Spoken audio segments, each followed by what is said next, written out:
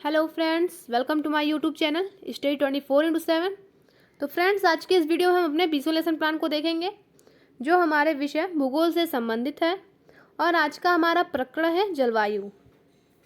तो आइए देखते हैं। इस लेसन प्लान को बनाने के लिए आप वीडियो को पूरा देखेंगे बिना स्किप किए। तो सबसे पहले आप पाठ्य योजना संख्या लिखेंगे। आप पाठ्य योजना संख्या अपने अकॉर्डिंग डालेंगे। हमारा 20वां लेसन प्लान है ये। फिर आता है आपका विद्यालय का नाम। तो विद्यालय का नाम मैंने आपको बार बार बताया है कि आपकी टीचिंग जहाँ लगी हुई है उस विद्यालय का नाम आप यहाँ पे लिखेंगे। फिर 3 कॉलम बनाएंगे आप, जिसमें आपका दिनांक, कक्षा व वर्ग, विषय, प्रकरण, चक्र और अवधि लिखना है आपको। तो विषय हमारा भूगोल है और आज का प्रकरण है हमारा जलवायु और वन्य जीव। तो बाकी सारी चीज़ें आप अपने अकॉर्डिंग लिख लेंगे। इसके बाद आता है हमारा समान उद्देश्य। तो यहाँ देखिए समान उद्देश्य। जो समान उद्देश्य होता है वो हमारे विषय के लिए होता है और विशिष्ट उद्देश्य हमारे किसके लिए होता है? प्रकरण के लिए होता है। तो समान उद्देश्य अगर आपने पहले पाठ्य योजना में लिख लिया है तो आपको बार बार लिखने की आवश्यकता नहीं है। आप पूरा लिख सकते हैं। अगर नहीं लिखा है तो आप हमारा पहला वीडियो जाकर देख सकते हैं। फिर आता है हमारा विशिष्ट उद्देश्य। तो आपको पता होगा विशिष्ट उद्देश्य सभी प्रकरणों में बदलता रहता है, क्योंकि जो हमारा प्रकरण होता है वह सभी लेसन प्लान में अलग अलग होता है, जिसके कारण हमारा विशिष्ट उद्देश्य भी बदलते रहता है। तो विशिष्ट उद्देश्य के तहत कई बिंदु देखने को मिलते हैं, परंतु आपको मुख्यतः 3 बिंदुओं को ही लिखना है, जिसमें पहला होगा हमारा ज्ञानात्मक उद्देश्य, दूसरा बोधात्मक उद्देश्य और तीसरा है हमारा क्रियात्मक उद्देश्य। तो यहाँ देखिए जो ज्ञानात्मक उद्देश्य है यानी इसमें ज्ञान की बात की जा रही है। तो ज्ञानात्मक उद्देश्य का जो पहला बिंदु है उसमें है छात्र उत्तर प्रदेश की जलवायु एवं ऋतुओं के बारे में ज्ञान प्राप्त कर सकेंगे। दूसरा, छात्र उत्तर प्रदेश में पाए जाने वाले वन्य जीवों के बारे में ज्ञान प्राप्त कर सकेंगे। दूसरा आता है हमारा बोधात्मक उद्देश्य। तो आप सभी को पता है बोध मतलब होता है समझना, तो इसमें समझने की बात की जाएगी छात्रों को।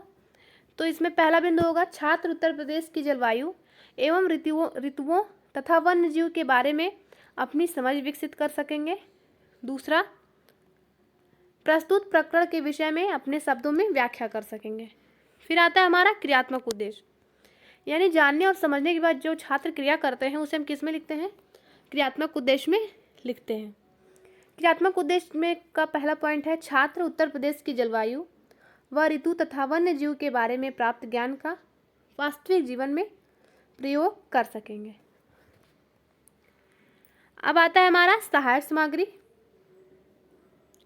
तो मैंने आपको बताया है कि जो आपका प्रकरण होता है उसे पढ़ाने के लिए जब कक्षा में आप जाते हैं तो आप जिन सामग्रियों का प्रयोग करते हैं वो आपके सहायक सामग्री में आता है। जैसे यहाँ पर देखिए लपेट श्यामपट्ट लिया गया है। आप उस प्रकरण से संबंधित चार्ट ले सकते हैं। यह चौक है, डस्टर है, रंगीन चौक, डस्टर, पुस्तक, ये सारी आपकी किस में आएगी? ये सारी चीज़ें सहायक सामग्री में आएंगी। फिर आता है हमारा पूर्व ज्ञान। तो आपको पता होना चाहिए कि जो आपका प्रकरण है उसके बारे में छात्रों को थोड़ा बहुत ज्ञान पहले से रहता है, तो आपको पूर्व ज्ञान लिखना होता है। पूर्व ज्ञान में आप लिखेंगे छात्र उत्तर प्रदेश की जलवायु एवं ऋतु तथा वन्य जीवों के बारे में सामान्य जानकारी रखते हैं। अब आता है हमारा प्रस्तावना प्रश्न, जिससे हमारे लेसन प्लान की जो है शुरुआत होती है। ये जो प्रस्तावना प्रश्न है इसको बनाते समय आपको बहुत ही ध्यान रखना होगा कि जो आपका प्रस्तावना प्रश्न है उसके प्रश्न सरल हो, श्रृंखलाबद्ध हो और हमारे प्रकरण से ही संबंधित हो। इधर उधर के प्रश्नों को आपको इसमें नहीं रखना है। तो इसके लिए आपको 3 कॉलम बनाना पड़ेगा, जिसमें पहला आपका प्रस्तावना प्रश्न, दूसरा छात्र अध्यापक क्रिया, यदि छात्र है तो छात्र अध्यापक क्रिया कर लेंगे आप, तीसरा है छात्र क्रिया। तो प्रस्तावना प्रश्न का पहला प्रश्न हमारा, भारत में किस प्रकार की जलवायु पाई जाती है? तो मानसूनी। दूसरा प्रश्न, हम किस राज्य में रहते हैं? उत्तर प्रदेश। तीसरा, उत्तर प्रदेश में पाए जाने वाले वन्य जीवों के नाम बताओ। हाथी, सियार, मगरमच्छ आदि। यह सारी चीज़ें उत्तर प्रदेश में पाई जाती हैं। तो जो आपका प्रस्तावना प्रश्न है उसको जो पूछने वाला शिक्षक होता है उसके अंदर भी उत्साह होना चाहिए, जिससे उसके उत्साह को देखकर छात्र उत्साहित हो सके और जो आपका प्रकरण है उससे रुचिपूर्वक पढ़ सके। यहाँ पे देखिए चौथा प्रश्न हमारा, उत्तर प्रदेश की जलवायु कैसी है? तो छात्रों के लिए क्या है? ये समस्यात्मक प्रश्न है। जिसका स्पष्टीकरण आपको आगे देना होता है। फिर आता है हमारा उद्देश्य कथन। उद्देश्य कथन क्यों करते हैं हम? तो उद्देश्य कथन इसलिए करते हैं जो छात्रों की रुचि है वो प्रकरण के प्रति बढ़ सके और छात्र जो है मन लगाकर आपका प्रकरण जो है वो पढ़ सके। ठीक है, उनका ध्यान केंद्रित रहे और इधर उधर ध्यान भटके ना, यह सारी चीज़ें उद्देश्य कथन इसलिए किया जाता है। तो इसमें आपको लिखना है, बच्चों आज हम उत्तर प्रदेश की जलवायु व ऋतु एवं वन्य जीव के बारे में अध्ययन करेंगे। अब आता है हमारा प्रस्तुतिकरण। तो प्रस्तुतिकरण में लिखेंगे आप, शिक्षण सुविधा हेतु प्रस्तुत प्रकरण को 2 अनुवृत्तियों में प्रस्तुत किया गया है। यानी जो आपका प्रकरण है यदि ज़्यादा बड़ा है या फिर नहीं समझ में आता है तो छात्रों को समझने में परेशानी होगी, इसलिए हम उसको छोटे छोटे भागों में तोड़कर छात्रों को समझाने की कोशिश करते हैं। उन्हें पढ़ाने के लिए 2 अनुवृत्तियों में बांटते हैं। आप अपनी सुविधा के अनुसार 2 अनुवृत्तियों में, 3 अनुवृत्तियों में बांट सकते हैं आपका जो प्रकरण है। पर आपको जो लेसन प्लान बनाते समय इस बात का भी ध्यान देना होगा कि आपको समय का ध्यान देना होगा। आपके पास 35 या 40 मिनट ही होंगे, तो आप ऐसे प्रकरण को बनाइए जिसे आप 35 से 40 मिनट में पूरा कर लें और छात्रों को समझा सकें। ठीक है, तो प्रथमानुवृत्ति लिखेंगे और हेडिंग डाल ब्रैकेट में लिखेंगे जलवायु एवं ऋतुएं। 4 कॉलम बनाएंगे जिसमें पहला होगा शिक्षण बिंदु, दूसरा होगा छात्राध्यापक क्रिया, तीसरा छात्र क्रिया और चौथा होगा हमारा श्यामपट्ट कार्य। अब शिक्षण बिंदु में आप लिखेंगे जलवायु एवं ऋतुएं। जलवायु एवं ऋतुएं स्पष्टीकरण में लिखेंगे क्या, भौगोलिक विविधता के कारण हमारे प्रदेश में जलवायु संबंधी क्षेत्रीय विभिन्नता पाई जाती है, फिर भी सामान्य रूप से यहाँ की जलवायु मानसूनी है। यहाँ सामान्यतः वर्ष भर में 3 ऋतुएं क्रमशः ग्रीष्म, वर्षा एवं शीत। आगे बढ़ने से पहले आप देख लीजिए, यहाँ पे छात्र क्रिया में आप लिखेंगे छात्र ध्यानपूर्वक सुनते हैं और श्यामपट्ट कार्य में आप ब्लैक बोर्ड चिपकाएंगे। उसके ऊपर लिखेंगे आप जलवायु एवं ऋतुएं। उत्तर प्रदेश की जलवायु सामान्यतः मानसूनी है। आगे बढ़ते हैं, मार्च से जून तक ग्रीष्म ऋतु पठारी भागों में तापमान 40 से 47 डिग्री सेल्सियस तक पहुंच जाता है। तेज धूल भरी गर्म हवाएं चलती हैं, इन्हें लू कहा जाता है। फिर आप श्यामपट्ट कार्य में लिखेंगे मार्च से जून तक ग्रीष्म ऋतु पड़ती है।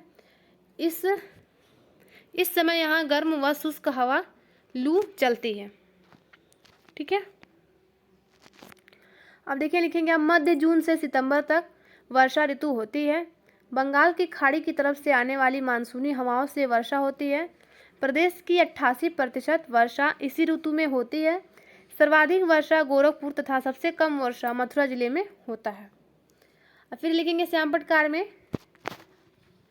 मध्य जून से सितंबर तक वर्षा ऋतु होती है। सर्वाधिक वर्षा गोरखपुर में होता है।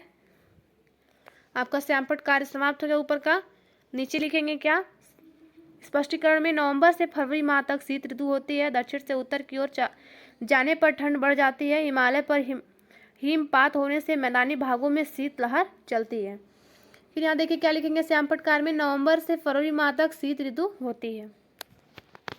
अब आपका जब प्रथम अनुवृत्ति का प्रकरण आपका पूरा हो जाएगा, व्याख्यान आपका पूरा हो जाएगा, तो आप बोध प्रश्न पूछेंगे।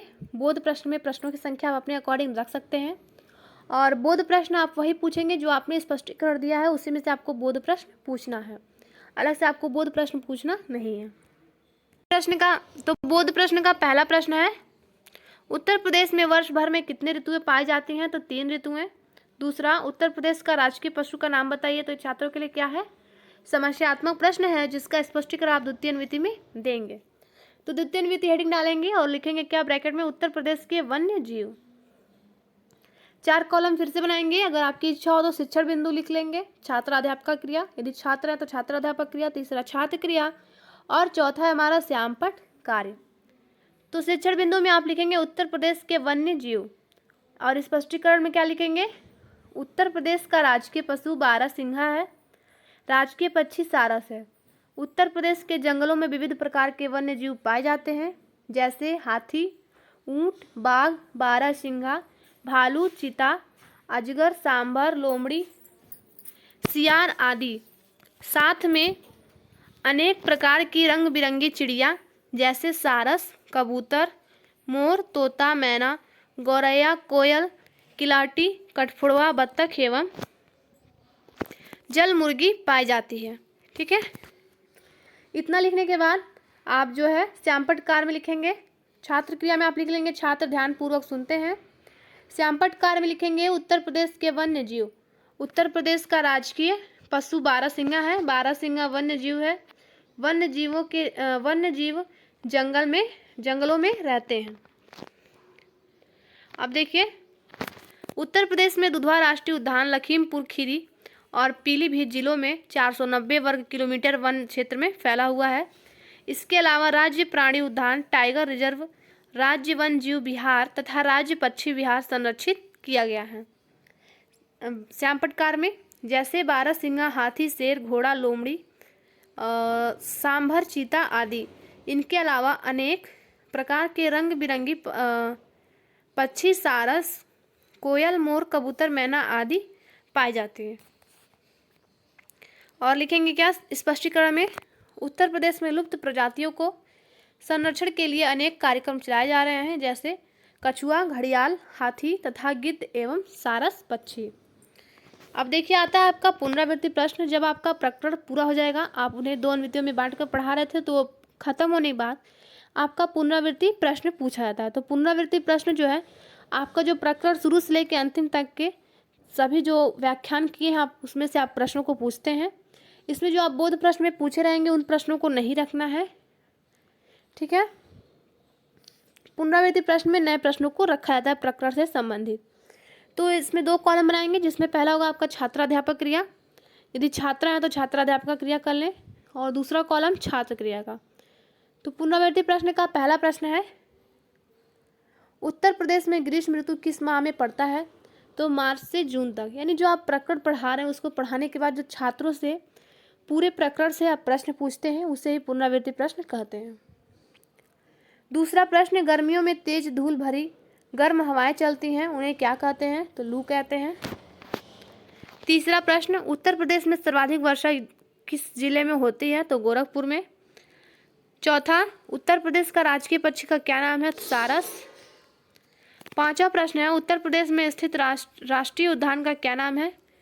तो उत्तर है दुधवा राष्ट्रीय उद्यान। और छठा प्रश्न है, उत्तर प्रदेश के किन्हीं 2 पक्षियों के नाम बताओ जिनके लिए संरक्षण कार्यक्रम चलाए गए हैं? तो गिद्ध एवं सारस, इन दोनों के लिए संरक्षण कार्यक्रम चलाए गए हैं। अब आता है हमारा गृह कार्य। तो आप सभी को पता है, गृह कार्य में आप प्रकरण से संबंधित कोई भी कार्य छात्रों को दे सकते हैं घर से करने के लिए। आइए देखा जाए, यहाँ पे क्या दिया गया है। छात्र अपने आसपास पाए जाने वाले पशु पक्षियों की सूची तथा चित्र बनाकर कक्षा में प्रस्तुत करेंगे। और नेक्स्ट एंड जो लास्ट हेडिंग हमारी किसकी है? वो समीक्षा की है। आप समीक्षा हेडिंग डाल के छोड़ देंगे। इसमें आपके अध्यापक द्वारा इसमें आपके लेसन प्लान के बारे में टिप्पणी की जाएगी कि आपका जो लेसन प्लान है उसमें क्या त्रुटियां हैं, क्या त्रुटियां नहीं, किन कौशलों का प्रयोग आपने किया है, किन कौशलों का प्रयोग नहीं हो रहा है, शिक्षण प्रभावी है या नहीं, अनुशासन है या नहीं, यह सारी चीज़ें आपकी समीक्षा में टिप्पणी में की जाती हैं। तो फ्रेंड्स, अगर आपको हिस्ट्री एंड सिविक्स के लेसन प्लान देखने हैं तो आप हमारे चैनल पर उसका प्लेलिस्ट आपको मिल जाएगा, जिसमें आपको 30 वीडियो प्रोवाइड करवाए गए हैं, जिसका लिंक आपको डिस्क्रिप्शन बॉक्स में दे दिया जाएगा। अगर आप देखना चाहते हैं तो वहाँ से जाकर देख सकते हैं। और अगर आपको किसी और भी सब्जेक्ट का लेसन प्लान चाहिए तो आप हमें कमेंट बॉक्स में ज़रूर बताएं। थैंक यू फ्रेंड्स, मिलते हैं नेक्स्ट वीडियो में।